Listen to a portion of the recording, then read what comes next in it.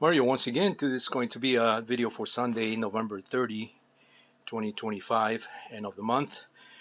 This is, of course, the MIA Mini Rebel that I showed in some other videos. You can read up on that, get a little history on how this came about. But in this video, what I'm going to show is the frame that I've been working on. I've been working on a 3D printed version of that. This is plywood, by the way, 1/8 plywood. And I sort of like the plywood because if you can see machine something like that, it goes a lot faster than having to 3D print a frame. But I decided to 3D print the frame, and it's a complete unit with these brackets here. You can see these brackets are separate, but these are integral to the frame, and this is done in two pieces.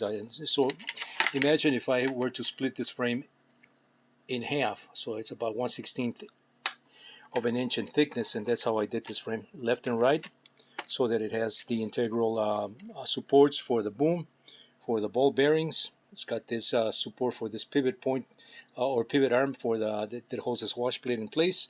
And it also has provisions to house the servo there. And in addition, this is actually supposed to be a little bit longer with some tabs here for supporting the battery. And this is just a sort of a shelf here for the receiver, gyro, things of that nature.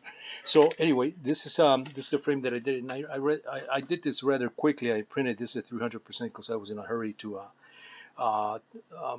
When I did this, my wife was kind of pressing me. We had to go somewhere, and I had already started the machine, and I don't want to stop the print at midway. So I decided to just let it run, so that at least I can have my first take of this, my first iteration. And as I normally say in my videos, it takes me about 3 times before I get it just right. That's just the nature of designing things. The first one's going to be sort of a let's see how well I did in CAD, and then minor tweaks on the second version, and then the third one is the final one. As far as the work that I do, that's how it works out with my stuff here. This part printed at the rate that I print these other parts. Look how beautiful this part came out here. And this is printed at 50% speed, my normal speed. Same thing with these other parts that almost look like injection molded parts, because the layering is so tight and so clean. I did this wash plate because this wash plate just doesn't have enough spacing and length on the upper section to control the paddles, and so I'm having a little bit of a hard time controlling this.